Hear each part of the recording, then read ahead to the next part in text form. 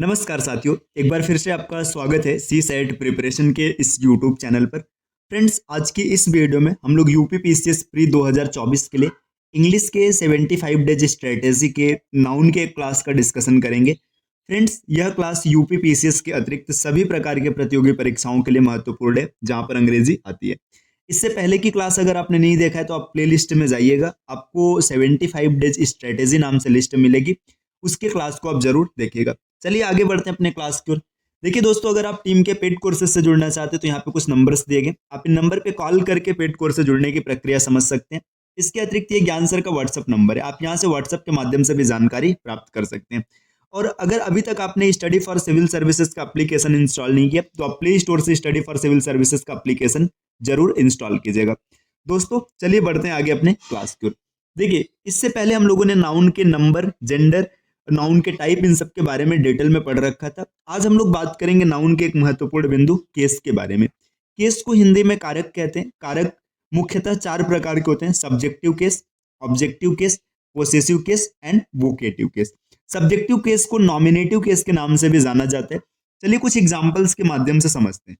देखिए, जब कभी भी नाउन का प्रयोग सब्जेक्ट के रूप में किया जाता है तो उसको सब्जेक्टिव केस कहते हैं। यहाँ पे कुछ एग्जांपल्स लिखते हैं, उसके माध्यम से हम लोग समझते हैं। जैसे देखिए, हम लोगों ने लिखा राम प्लेस क्रिकेट, इसको हिंदी में कहेंगे कि राम क्रिकेट खेलता है ना, राम क्रिकेट खेलता है।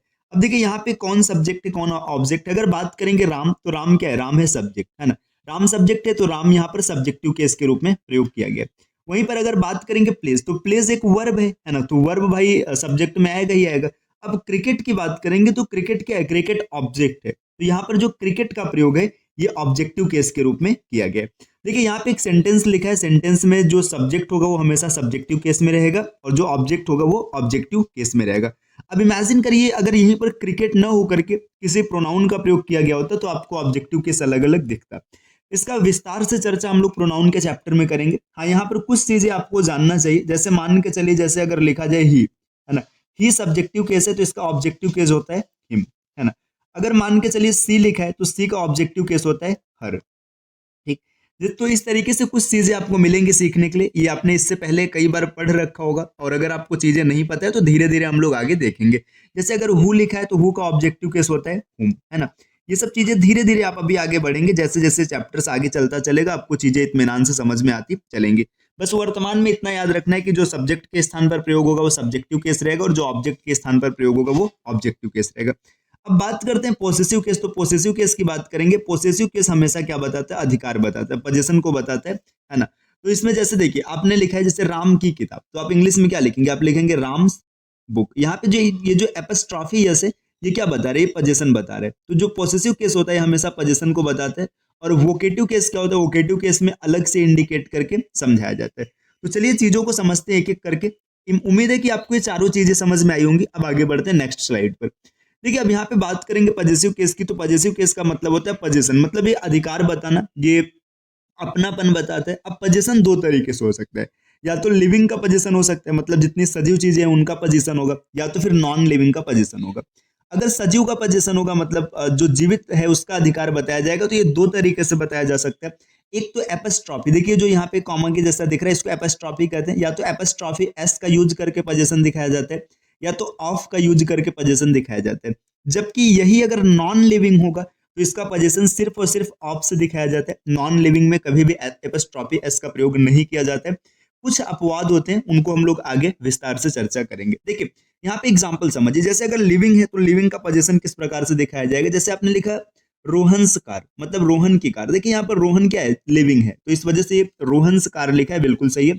आगे इसी चीज को आप ऐसे लिख सकते हैं द कार ऑफ रोहन, ये भी बिल्कुल सही है।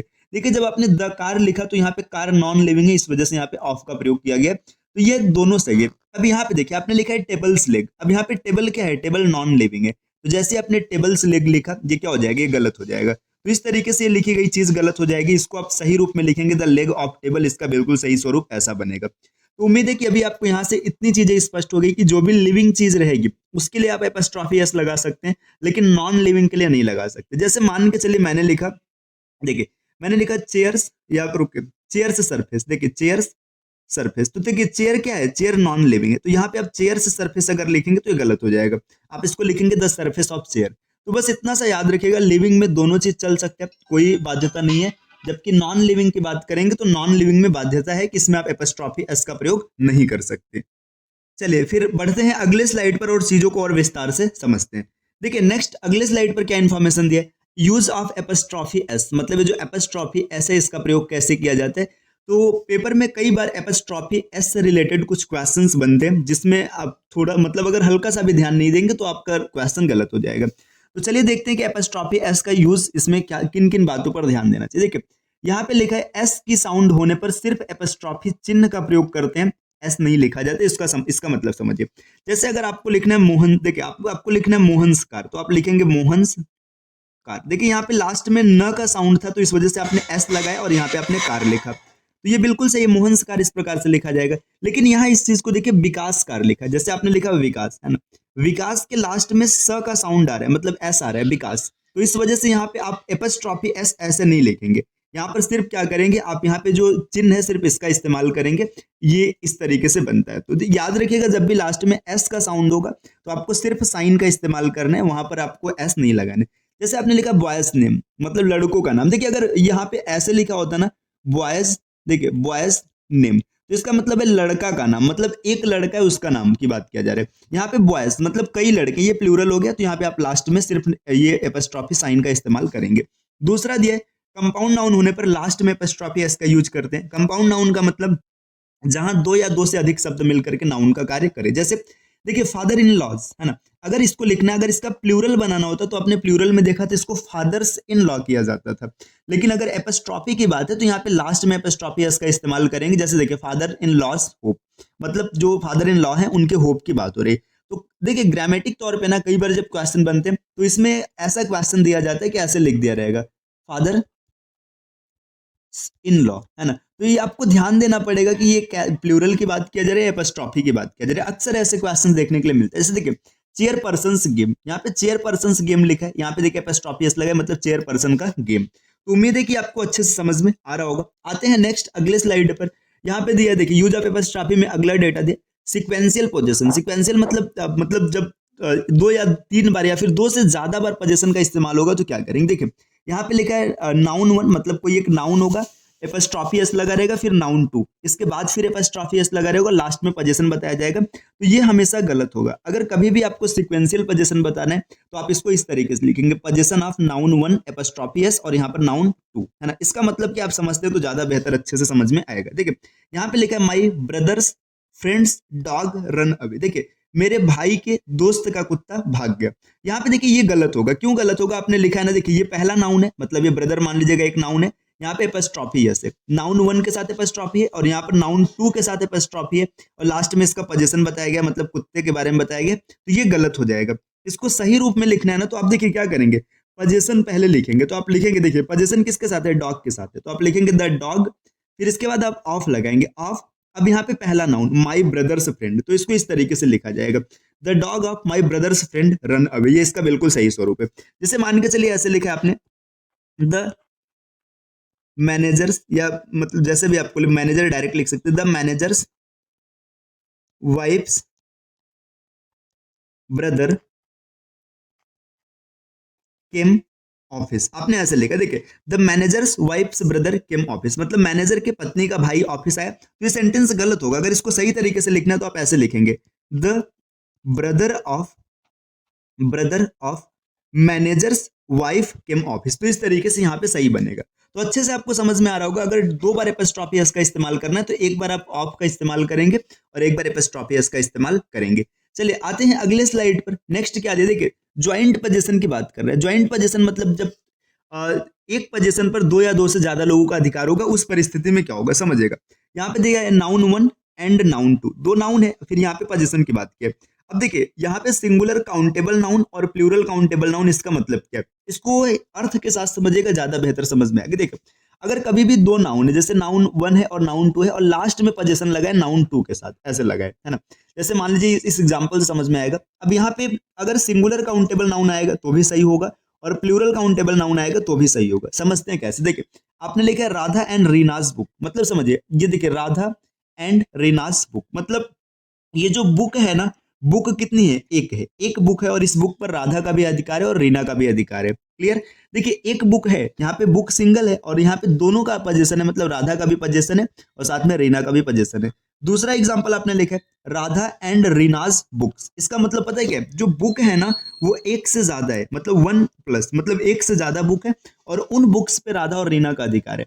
अब इसमें देखिए देखने वाली बात क्या होती है, अब कभी भी कई बार ऐसा सेंटेंस देखने के लिए मिलता है जहां पे चीजों का सेपरेशन संभव नहीं होता है ना, मतलब उनको एक रखना संभव नहीं होता है, तो वहां पे ये मतलब आपको ध्यान देना पड़ेगा। जैसे देखिए आपने लिखा है राधा एंड रीनाज हस्बैंड, आपने यहाँ पे सिंगुलर का इस्तेमाल किया। अब देखिए हस्बैंड की बात करेंगे तो हस्बैंड क्या होगा भाई, राधा का हस्बैंड अलग होगा और रीना का हस्बैंड अलग होगा, तो यहाँ पे आप लास्ट में हस्बैंड स करेंगे या तो ये सेंटेंस गलत हो जाएगा। तो देखिए इसके लिए क्या होता है, देखिए अगर नाउन वन और देखिए नाउन वन का पोजीशन होगा, फिर साथ में नाउन टू का पोजीशन होगा, इसके बाद प्लूरल काउंटेबल नाउन लिखेंगे या फिर अनकाउंटेबल नाउन लिखेंगे। समझिए जैसे यहाँ पे अगर इस चीज को सही करना होता ना तो आप यहाँ पे ऐसे लिखते, यहाँ पे एपोस्ट्रोफी एस लगाते और यहाँ पे एस लिखते, तभी हो जाता राधाज एंड रीनाज हस्बैंड, मतलब राधा का हस्बैंड अलग है और रीना का हस्बैंड अलग है ना। तो इस चीज को आपको ध्यान देना है, दूसरे का यहाँ पे आपने इसका प्रयोग देख लिया।